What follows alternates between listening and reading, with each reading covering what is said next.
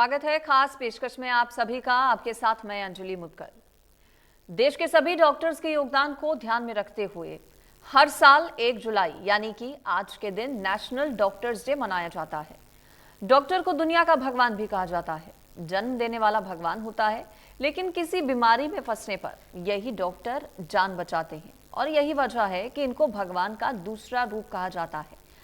आज के दिन को लेकर हम खास पेशकश आपके लिए लेकर आए हैं। इस मौके पर हमारे सहयोगी ने SSB multi speciality hospital Faridabad के सीनियर कार्डियोलॉजिस्ट से खास बातचीत की है। सुनिए।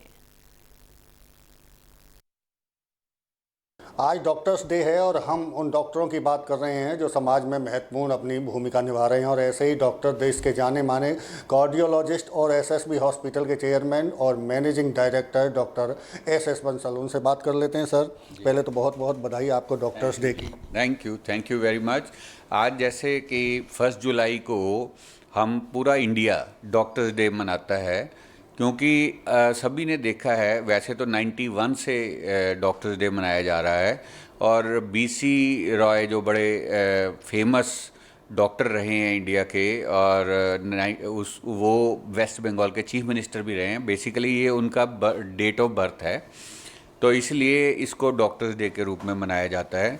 और इसका रीज़न ये है कि भी बेसिकली सारे पेशेंट्स भी और सारी इंस्टीट्यूशंस जहाँ पे डॉक्टर काम करते हैं वो इस दिन अपने डॉक्टर का धन्यवाद करते हैं। दिन मनाया जाता है, लेकिन आभार व्यक्त करने के लिए डॉक्टर को ज़मीन पर भगवान भी एक तरह से तौर पर देखा जाता है। लेकिन पिछले कुछ दिनों में देखा जा रहा है पेशेंट के और डॉक्टर के बीच में दूरियां बढ़ी हैं।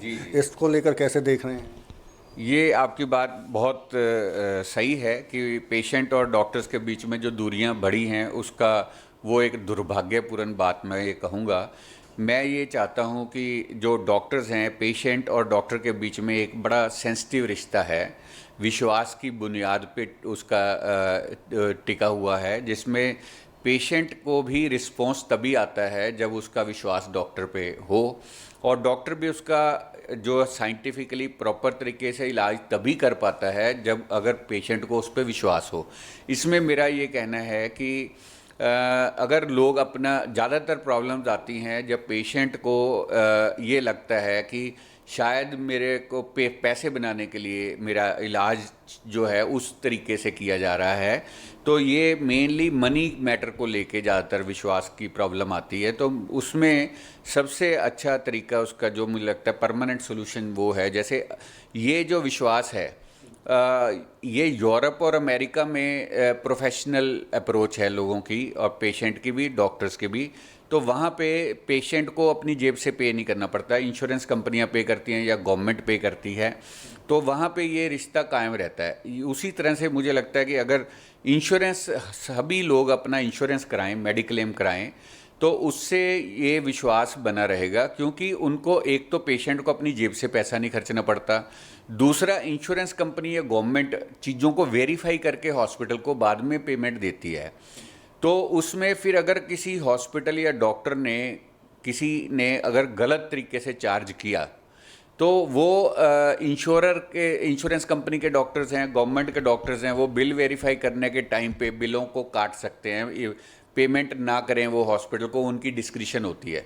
बहुत महत्वपूर्ण जानकारी डॉक्टर साहब आप दे रहे हैं, लेकिन एक सवाल ये भी है कि चूंकि आप जाने माने कार्डियोलॉजिस्ट भी हैं, समाज को आज के दिन क्या मैसेज देना चाहते हैं कि कैसे इस रोग से बचा जा सकता है? मैं ये कहना चाहता हूँ कि हार्ट अटैक से मैं जब आया था आज से 25 साल पहले फरीदाबाद में एज ए हार्ट स्पेशलिस्ट जब मैं आया, तो उस समय जितनी हार्ट के पेशेंट थे, लगभग हार्ट के पेशेंट सारे 50+ के होते थे उस समय। आज हम देखते हैं कि हार्ट के पेशेंट जो है बड़े यंग एज में हार्ट के पेशेंट मरीज आ रहे हैं। 20 साल की उम्र के भी 19 साल के बच्चे का, स्कूल गोइंग बच्चे का भी मैंने एंजियोप्लास्टी करा, हार्ट अटैक से आया। तो यंग पेशेंट्स बहुत आ रहे हैं, तो इसलिए बड़ा इम्पॉर्टेंट है कि हम इस बीमारी को प्रिवेंट किया जा सकता है। इसकी रोकथाम के लिए मैं ये चाहता हूँ कि जिसकी फैमिली में हार्ट डिजीज़ हो या जिसकी पेरेंट्स के अलावा जिसकी फैमिली में डायबिटीज़ हो, हाई ब्लड प्रेशर हो, हाई कोलेस्ट्रॉल की फैमिली हिस्ट्री हो, तो उसमें जैसे प्यूबर्टी क्रॉस करते 13 साल के बाद की उम्र के बाद तुरंत हर बच्चे का लिपिड प्रोफाइल होना चाहिए। अगर किसी का कोलेस्ट्रॉल हाई है तो उसकी ट्रीटमेंट उसी समय शुरू हो जानी चाहिए। और जैसे ही किसी को थोड़ा सा भी डाउट हो हार्ट की बीमारी का, उसका सीटी एंजियोग्राफी हो जाना चाहिए ताकि बीमारी का सही पता लग सके। जितने ये फंक्शनल टेस्ट हैं, टीएमटी, इको, ईसीजी, ये नॉर्मल होते हुए भी कई बार पेशेंट को हार्ट अटैक आ जाता है, क्योंकि इनमें हम नसों को डायरेक्टली देख नहीं पाते। तो और हार्ट अटैक होते हैं नसों में ब्लॉकेज की वजह से। तो नसों को आजकल, पहले तो ये टेक्नोलॉजी अवेलेबल नहीं थी, अब सीटी एंजियो अवेलेबल है। तो सीटी आजकल एडवांस सीटी, फास्ट सीटी हैं, जिनमें आप ब्लॉकेज को बिल्कुल प्रिसाइजली आइडेंटिफाई कर सकते हो कितनी ब्लॉकेज है। तो जब भी किसी को डाउटफुल चेस्ट पेन हो, लोग डरते हैं एंजियोग्राफी से, तो कम से कम अपना सीटी एंजियो करा के कंफर्म कर लें कि हार्ट की बीमारी अंदर शुरू तो नहीं हो रही है। टाइमली अगर डिटेक्ट हो जाएगा तो इतनी डेथ्स नहीं होंगी हार्ट अटैक से, यंग डेथ्स को प्रिवेंट किया जा सकेगा। बिल्कुल, ये आप सुन रहे थे डॉक्टर एस एस बंसल को, जो साफ तौर से कह रहे हैं कि अगर इस तरह की कोई आपको लक्षण हो तो तुरंत डॉक्टर से संपर्क करना चाहिए। और डॉक्टर और पेशेंट के बीच जो दूरियां बढ़ रही हैं उसको लेकर भी उनकी तरफ से साफ कहना है कि अगर मेडिक्लेम और इंश्योरेंस होंगे तो फिर कहीं ना कहीं पारदर्शिता भी बढ़ेगी। फरीदाबाद से देवेंद्र कौशिक, इंडिया न्यूज़। और लाइफस्टाइल के कारण बीमारियां बढ़ती जा रही हैं। आज के दौर में दिल की बीमारी युवाओं में खासा देखने को मिल रही है। आखिर क्या वजह है कि युवा पीढ़ी में इस जानलेवा बीमारी की चपेट में आ रहे हैं? इसी को लेकर बारीकी से बता रहे हैं मेट्रो हार्ट इंस्टीट्यूट फरीदाबाद के ऑर्थोपेडिक डिपार्टमेंट के डायरेक्टर डॉक्टर राजीव ठकराल। देखिए। डॉक्टर्स डे पर हम बात कर रहे हैं मेट्रो हार्ट इंस्टीट्यूट फरीदाबाद के ऑर्थोपेडिक डिपार्टमेंट के डायरेक्टर डॉक्टर राजीव ठुकराल से। उनसे बात कर लेते हैं। सर, बहुत बहुत बधाई आपको डॉक्टर्स डे की। क्या मैसेज देना चाहेंगे इस दिन पर? जी, सबसे पहले तो मैं आप सबको बधाई देना चाहता हूँ। हमारे लिए अच्छा दिन है ये, बट मेनली मेरा मकसद है कहने का कि हड्डियों और जोड़ों का स्पेशलिस्ट होने के नाते कि आप हमारे पास आने से बच सकते हैं अगर आप अपना ध्यान रखें। और ध्यान रखने का मतलब है अपने स्वास्थ्य का, क्या खाएं पिएं उसका ध्यान रखें, और रेगुलर एक्सरसाइज करें उसका ध्यान रखें। क्योंकि परेशानी सबको होनी है जैसे उम्र बढ़ेगी। किसी को यंग एज में जब खेलेंगे कूदेंगे तो चोट लगेगी, बट अपना ध्यान रखेंगे, सही फिटनेस रखेंगे, सही न्यूट्रिशन लेंगे तो ज़्यादातर आपकी जो परेशानियां हैं आप अपने घर बैठे बैठे सॉल्व कर सकते हैं।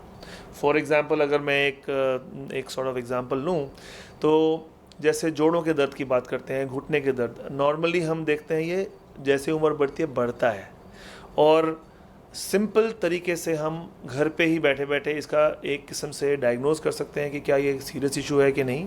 और वो है कि क्या ये दर्दें जो हैं ये कोई ख़ास मूवमेंट में हो रही हैं, या किसी खास चोट या किसी खास मूवमेंट के बाद शुरू हुई हैं, या कभी सूजन भी आती है, या सुबह सुबह उठ के अगर उसमें जकड़न ज़्यादा होती है, तो ये सब बताती हैं कि शायद उनके पीछे कोई ख़ास कारण हो।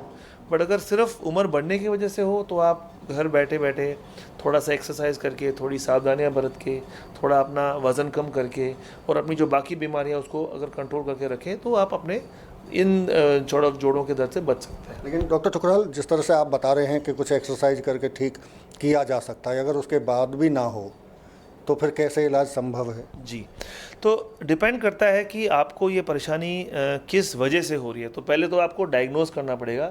जो अगर आप खुद घर पे ठीक नहीं कर पा रहे तो आपको डॉक्टर के पास आके प्रॉपरली कैसे शुरू हुआ वो दर्द, क्या वो दर्द अकेला सिर्फ दर्द के साथ सूजन भी है, या कोई और जोड़ों में दर्द भी है, उम्र के हिसाब से कोई और बीमारी भी हो, तो एक डॉक्टर आपका प्रॉपर एक किस्म से हिस्ट्री लेके आपको प्रॉपरली एग्जामिन करके, अगर ज़रूरत पड़े तो टेस्ट करके, एक्सरे करके, एमआरआई करके एक डायग्नोसिस, मतलब क्यों हो रहा है दर्द, उस पर पहुंच जाए।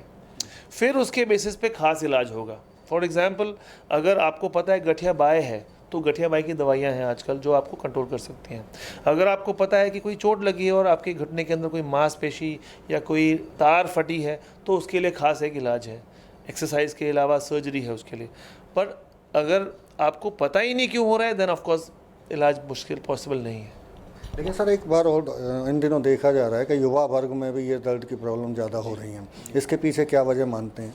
जी, आई थिंक हमारे जो नए युग के लोग हैं वो ज़्यादातर उनकी जो लाइफस्टाइल है वो अच्छी नहीं है। वो एक्सरसाइज कम करते हैं, अपने ना सिर्फ डाइट का भी ध्यान नहीं रखते हैं और अपने एक्सरसाइज भी नहीं कर पाते हैं। उनका एक ही जगह बैठे रहना या फ़ोन पे बैठे रहना या स्क्रीन पे बैठे रहने का प्रॉब्लम रहता है।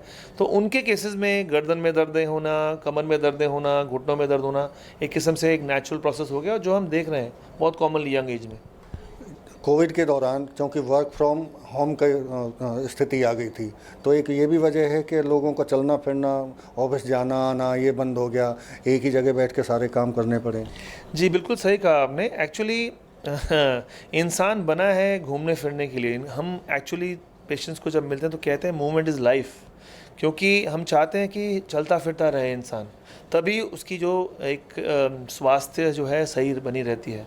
अगर वो एक ही जगह बैठा रहे या फिर लेटा ही रहे और काम करके कोशिश करे अपनी ज़िंदगी बिताने का, तो नेचुरली प्रॉब्लम्स आएंगी उनको। नीड ट्रांसप्लांट की अगर बात करें तो अगर मेट्रो हॉस्पिटल की किस तरह की यहाँ इलाज हैं, किस तरह की सुविधाएं हैं?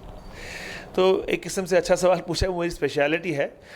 देखिए, नी रिप्लेसमेंट या नी ट्रांसप्लांट जो आप कह रहे हैं वो बेसिकली सिर्फ सरफेस चेंज करने की बात होती है। जब नॉर्मल जोड़ हम देखें तो नॉर्मल जोड़ एकदम सीधा साधा चिकना होता है, हड्डियों के कोने जो हैं उन पे एक लेयर होती है जो बिल्कुल फ्री फ्रिक्शन, बिना आवाज़ किए बिना दर्द किए मूवमेंट अलाउ करता है।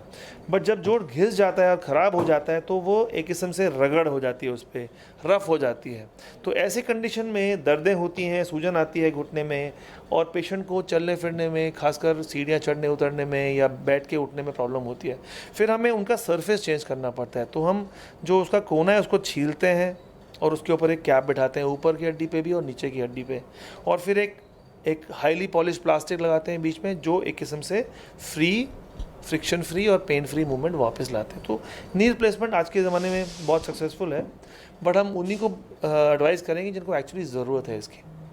बिल्कुल, ये थे हमारे साथ में डॉक्टर राजीव ठुकराल, जो बता रहे हैं कि अगर एक्सरसाइज नहीं करेंगे तो फिर जोड़ों के दर्द से आपको परेशानी होगी और इससे बचना है तो खान पान पर भी ध्यान रखना होगा। फरीदाबाद से Devendra Kaushik, India news. National doctors day के खास मौके पर हमारी टीम अलग अलग डॉक्टर्स के साथ खास बातचीत कर रही है।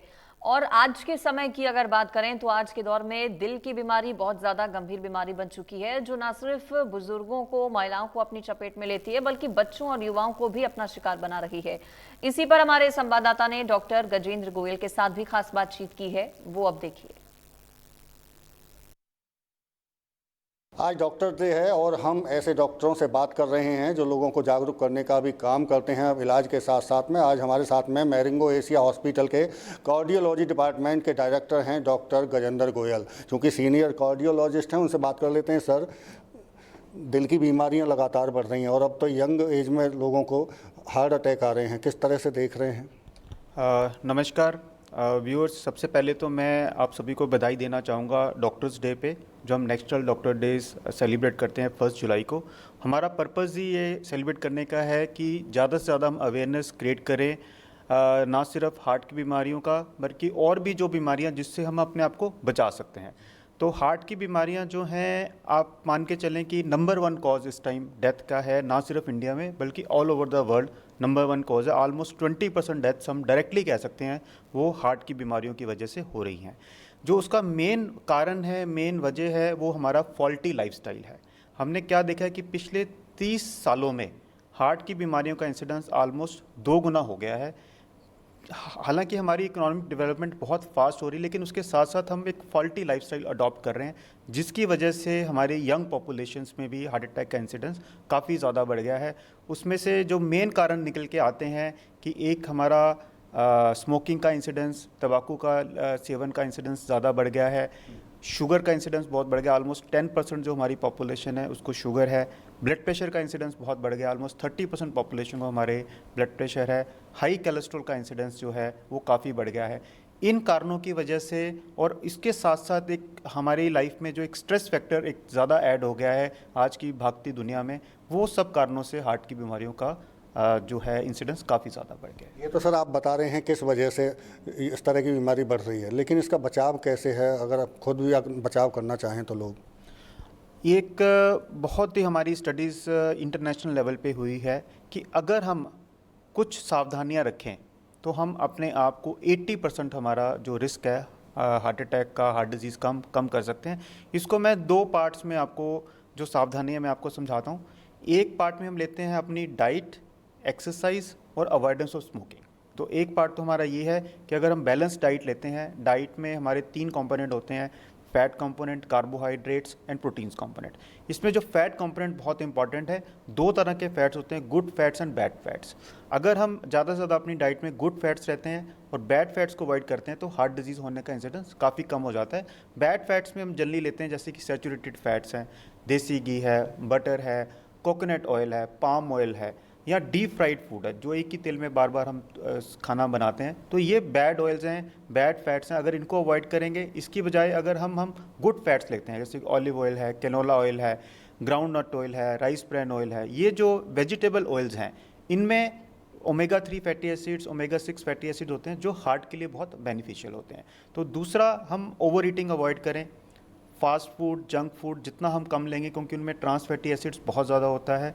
इसके साथ साथ, डाइट के साथ साथ अगर हम रेगुलर एक्सरसाइज करें, स्पेशली अगर 30 मिनट्स पर डे एक्सरसाइज करते हैं तो हमारे हार्ट की डिजीज़ होने का रिस्क ऑलमोस्ट 30% कम हो जाता है।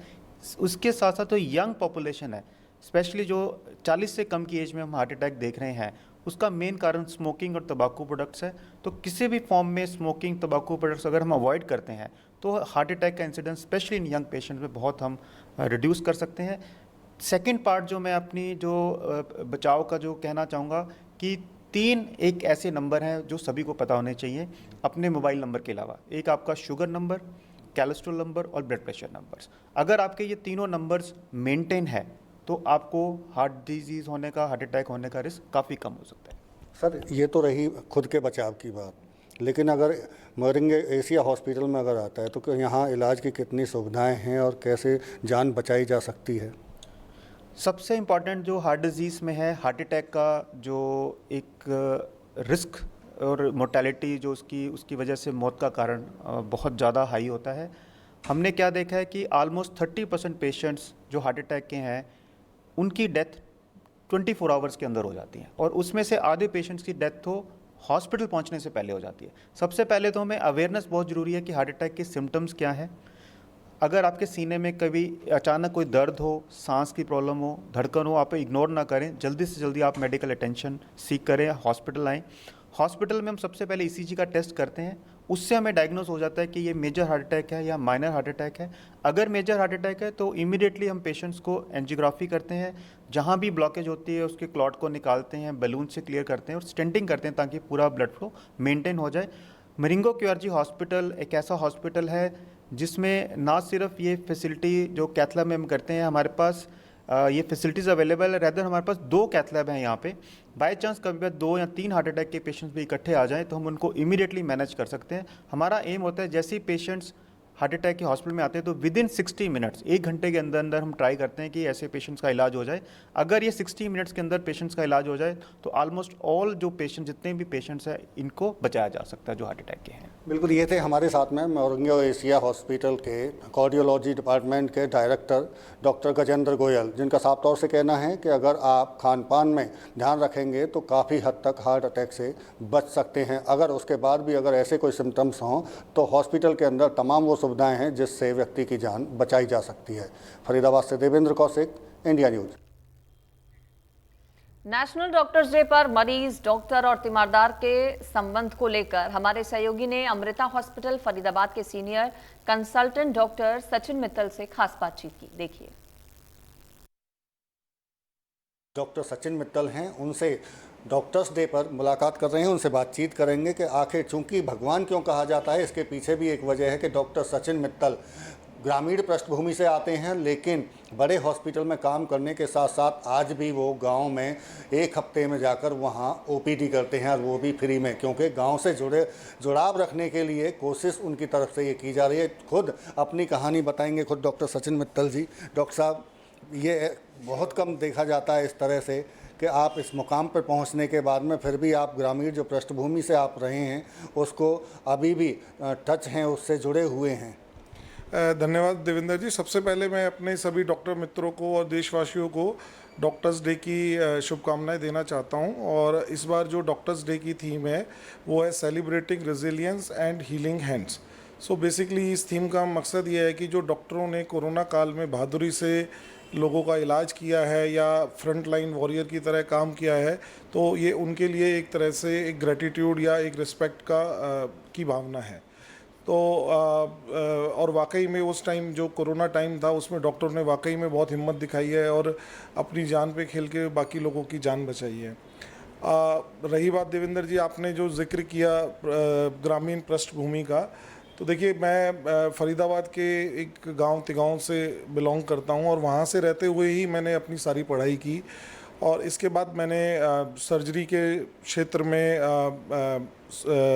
अपनी पोस्ट ग्रेजुएशन की और बाद में लेप्रोस्कोपी के क्षेत्र में सुपर स्पेशलाइजेशन की और उसके बाद मैंने जो दिल्ली के बड़े अस्पताल है, एम्स है, जीबी पंत है, मौलाना आज़ाद है, तो सारे बड़े इंस्टीट्यूशंस में मैंने अपनी पढ़ाई की है। आज मैं अमृता हॉस्पिटल फरीदाबाद में as a senior consultant laparoscopic surgeon की तरह कार्यरत हूँ। तो रूरल बैकग्राउंड की बात अगर मैं आपसे कहना चाहूँ तो मैंने ये महसूस किया था कि गांव से जुड़े होने के कारण गांव के लोग मेरे से कई बार काफ़ी बीमारियों को लेकर चर्चा करते थे या ओपिनियंस लेते थे। तो मैंने ये रियलाइज़ किया कि वो लोग अपने इलाज में काफ़ी देरी बरतते हैं या उनको एक डर होता है कि हम शहर जाएंगे, बड़े हॉस्पिटल में जाएंगे कि पता नहीं हमारे साथ किस तरह से हमको डील किया जाएगा, हमको चीज़ें समझ आएंगी या नहीं आएंगी। तो मैंने ये महसूस किया कि उसकी वजह से वो लोग अपनी बीमारियों को डिले करते हैं, कुछ जैसे देसी इलाज के चक्कर में होते हैं क्योंकि उनको सही टाइम पे सही मार्गदर्शन नहीं मिल पाता है। कई बार मैंने देखा कि कैंसर अर्ली स्टेज में डायग्नोज हो सकता था, पर जब तक वो एक्चुअल डॉक्टर के पास पहुंचते हैं तब तक वो पूरी बॉडी में फैल चुका होता है और वो लाइलाज हो जाता है। तो मैंने ये सोचा कि क्यों ना मैं इनके बीच में जाऊं, इनके पास जाऊं, ना कि ये मेरे पास आए। तो एक मैंने सोचा कि एक इस तरह का टाइम स्लॉट निकाला जाए जिसमें जो गांव के लोग हैं, मेरे गांव के लोग हैं, वो मेरे पास आएँ और मेरे से सलाह लें। तो डॉक्टर मित्तल, चूँकि आप देखिए, आप जिस तरह से जिक्र कर रहे हैं गांव से जुड़ाव, आपने अभी तक छोड़ा नहीं है वो, बेशक आप शहर में आ गए हैं, एक बड़े हॉस्पिटल में आप काम कर रहे हैं। तो सवाल ये है आपसे जुड़ा हुआ लेप्रोस्कोपी को लेकर, आप स्पेशलिस्ट हैं उसके, दूरबीन से जितने भी ऑपरेशन हो रहे हैं वो कौन कौन से हैं, किस तरह के हैं और इसका फ़ायदा क्या है?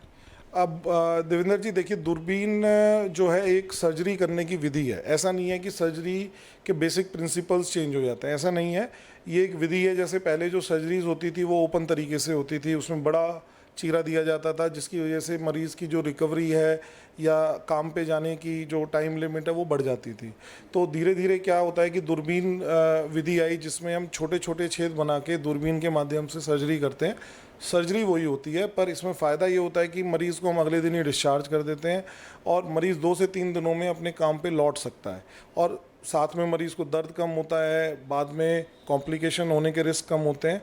तो एक ओवरऑल मरीज़ की जो रिकवरी है वो बहुत अच्छी हो जाती है दूरबीन से। लेकिन सर, इस बात का कई बार डरता है पेशेंट के दूरबीन से ऑपरेशन कराएंगे तो महंगा होगा इलाज। थोड़ा सा देखिए, जब हम ओपन सर्जरी करते हैं तो उसी बीमारी में हमें मरीज़ को 4 दिन अस्पताल रखना पड़ता है, पर जब हम दूरबीन से सर्जरी करते हैं थोड़ा सा कॉस्टली होती है, बहुत ज़्यादा नहीं, पर उसमें हम मरीज़ को अगले दिन घर भेज देते हैं। तो ओवरऑल जो कॉस्ट है वो सेम ही रहती है आसपास, क्योंकि उसमें मरीज़ को 4 दिन हॉस्पिटल में रुकने का खर्चा देना पड़ता है, इसमें 1 ही दिन रुकना पड़ता है। तो ये जो और मरीज़ की जो आगे की लाइफ है वो बहुत स्मूथ हो जाती है। जैसे मान लो कोई मजदूर है, अगर उसको गॉल ब्लैडर में स्टोन हो जाए और हम उसको चीरे से करें तो आगे वो अपनी जो काम करने की उसकी क्षमता है उस पर डेफिनेटली फ़र्क पड़ेगा। और वही सर्जरी अगर हम दूरबीन से करते हैं तो बाद में वो सेम इंटेंसिटी से अपना काम कर सकता है। तो इसमें जो हम कॉमनली बीमारियां जो हम करते हैं, जो पेट की बीमारियां हैं जो इससे डील की जाती हैं, जैसे पित्त की थैली में पथरी, हर्निया, अपेंडिक्स और अन्य आंत से संबंधित बीमारियां जिनको हम लेप्रोस्कोपी से कर देते हैं। और इसमें जो सबसे कॉमन बीमारी है वो गॉल ब्लैडर स्टोन है और काफ़ी हद तक हर्निया है। जिस तरह से दूरबीन की जो बात सामने आई कि महंगा इलाज है, उसको भी वो साफ कर रहे हैं कि जिस तरह अगर 4 दिन किसी पेशेंट को हॉस्पिटल में एडमिट रहना पड़े लेकिन दूरबीन से वो 2 दिन में ही घर चला जाता है, तो ऐसा बहुत ज़्यादा फर्क नहीं आता है। फरीदाबाद से देवेंद्र कौशिक, इंडिया न्यूज़। यहाँ रुकेंगे फिलहाल एक ब्रेक के लिए। ब्रेक के बाद भी हमारी खास पेशकश जारी रहेगी।